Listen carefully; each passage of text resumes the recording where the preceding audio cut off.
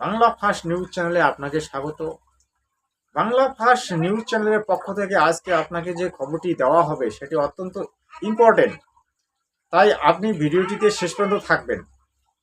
আমাদের পশ্চিমবঙ্গে কি হচ্ছে, পশ্চিমবঙ্গের অবস্থা এত দুর্দশাগ্রস্ত কেন, পশ্চিমবঙ্গ কোন অবস্থায় চলে গেছে, পশ্চিমবঙ্গের অবস্থা কি ফিরে আসবে? আপনি দেখবেন পশ্চিমবঙ্গে বামফ্রন্ট ছিল, 35 বছর রাজত্ব করে গেছে। তারপরে তৃণমূল কংগ্রেস এসে গেছে, তৃণমূল কংগ্রেস রাজত্ব করতেছে। তার আগে কংগ্রেস ছিল, কংগ্রেসকেও উৎখাত করে তারপর সিপিএম এলো, বামফ্রন্ট সরকার। তারপর বামফ্রন্ট সরকারকে উৎখাত করে তৃণমূল কংগ্রেস এলো। কিন্তু এই তৃণমূল কংগ্রেসের রাজত্বে আমাদের পশ্চিমবঙ্গে কি হচ্ছে সেই বিষয়টি আজকে আমি আলোচনা করব। আমি অন্য কারো ক্লিপ নিয়ে ভিডিও তৈরি করব না। বর্তমান যে সরকারের অবস্থা খুবই শোচনীয় এবং ভয়াবহ। এই সরকার আগামীতে হয়তো টিকবে না, কারণ 26,000 চাকরি চলে গেছে সরকারের ভুলের কারণে। স্বার্থলোভী সরকার, লোভে পাপ পাপী বিনাশ। এক তো এই সরকার লোভী, আর যারা এই লোভের সঙ্গে যুক্ত হয়ে এদের সাহায্য করেছে, এদের কথায় উদ্বোস করেছে, টাকা পয়সা দিয়ে চাকরি নিয়েছে, আজ তারা রাস্তায় বসে কেঁদে চলেছে, ঘরে বসে কাঁদছে। তারা আজকে সুসাইড করার মনস্থির করে ফেলেছে। আমি অনেক ভিডিও দেখতে পাচ্ছি, কেউ কেউ সুসাইড করার মনস্থির করে ফেলেছে, কেউ হাহাকার মাচাচ্ছে, কেউ আন্দোলন করার চেষ্টা করছে, আবার কেউ বা সে কেঁদেই চলেছে। কিন্তু কি হবে? বাংলা ফার্স্ট নিউজ চ্যানেল আপনাকে আজকে এই বিষয়টি নিয়ে পুরোপুরি একটা নলেজ দেওয়ার চেষ্টা করবে। দেখুন পশ্চিমবঙ্গের যে অবস্থা, পশ্চিমবঙ্গে এক হচ্ছে লোকবহুল একটা রাজ্য, যেখানে জনসংখ্যা অধিক, আর পশ্চিমবঙ্গে এত বেশি শিক্ষিত হয়ে গেছে যেটা ঘরে ঘরে আজকে আপনাকে মিলবে বিএ পাস, এমএ পাস ছাত্র ছাত্রী। শিক্ষার দিক দিয়ে বাঙালি অনেক এগিয়ে, কিন্তু শিক্ষার দিকে এগিয়ে গেলে কি হবে? পশ্চিমবঙ্গে চাকরি কিন্তু নেই। যতটুক চাকরি আছে সেটুকের মধ্যে টানাটানি। তারপরে ওই টানাটানিটাকে বন্ধ করার জন্য কিছু লোভী লোক কি করে, ভাই 10 লাখ টাকা দাও, 50 লাখ টাকা দাও, তাহলে আমি আপনার চাকরিটা করে দেব। অনেকেই দিতে পারে না, তারা পিছিয়ে যায়, কিন্তু যে দিতে পারে সে চাকরিটা নিয়ে নেয়, তার ডিগ্রি না থাকলেও সে পেয়ে যায়। পশ্চিমবঙ্গের অবস্থাটা তো তাই। কিন্তু পশ্চিমবঙ্গ কেন চাকরি পাচ্ছে না সেই বিষয়টিকে একবার আপনারা ভেবে দেখেছেন? পশ্চিমবঙ্গে এত বড় বড় শিক্ষিত, বিশাল বড় বড় শিক্ষিত লোক আছে, কিন্তু তারা সঠিক চাকরি পাচ্ছে না। তাদের যোগ্যতা অনুসারে তারা চাকরি পায় না। কেন পায় না জানেন? তারা বাংলাভাষী, ওই পশ্চিমবঙ্গের মধ্যেই তারা সীমিত। ইংরেজি তো অত অনেকেই পারে না। আর গোটা ভারতবর্ষ হচ্ছে হিন্দি ভাষার দেশ। হিন্দি ভাষায় যদি পড়াশোনা করে সে কিন্তু এই গোটা ভারতবর্ষের মধ্যে চাকরি পেতে পারে।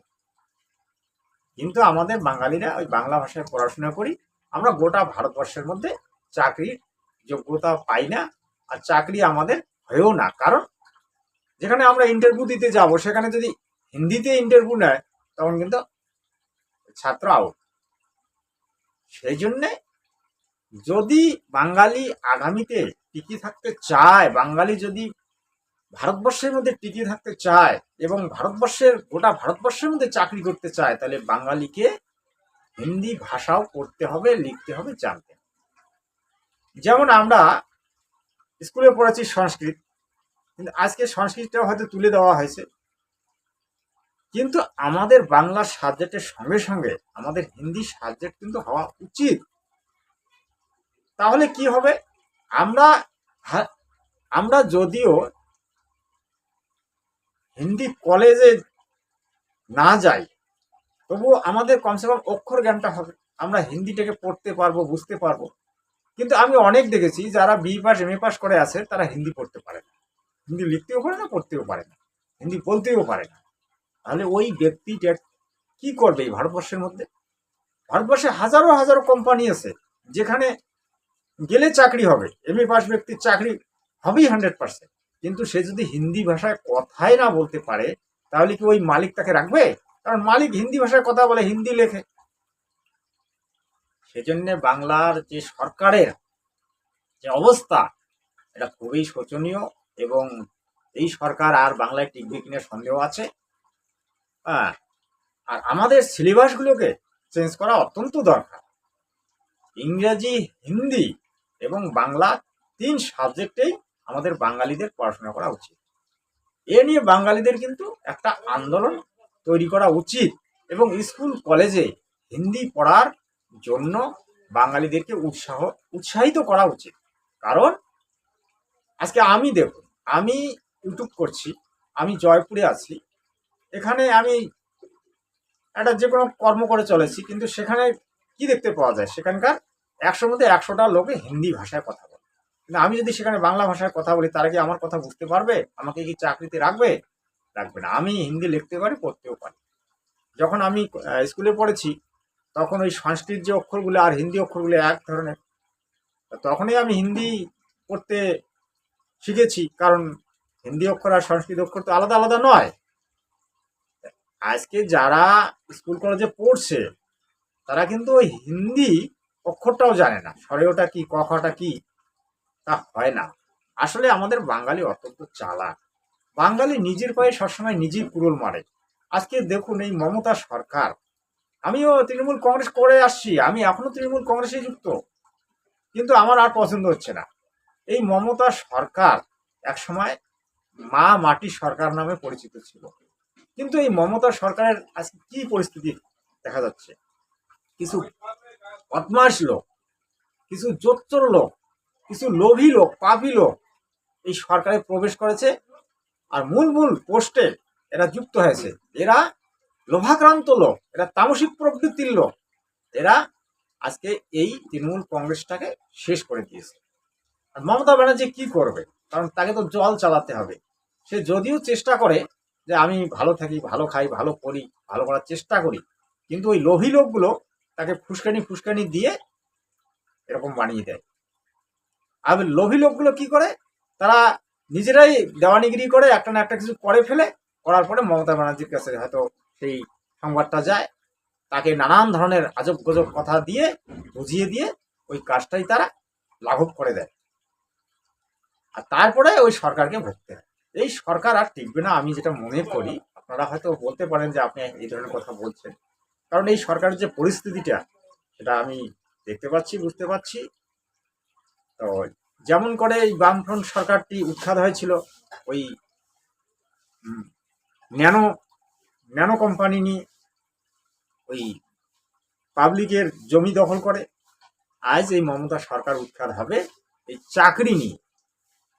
কারণ 26,000 চাকরি তো চলে গেছে, আরো 65,000 চাকরি যাওয়ার সম্ভাবনা আছে, আমি খবরগুলোতে দেখতে পাচ্ছি। তো এটাও তো আমার তাও তো এই নিউজ চ্যানেলে, কিন্তু আমি এখানে শাস্ত্র তত্ত্ব বেশি আলোচনা করি। যদি আমি শাস্ত্র দিক দিয়ে আলোচনা করি, দেখুন লোভে বা পাপে বিনাশ আমাদের শাস্ত্রের মধ্যে লেখা আছে।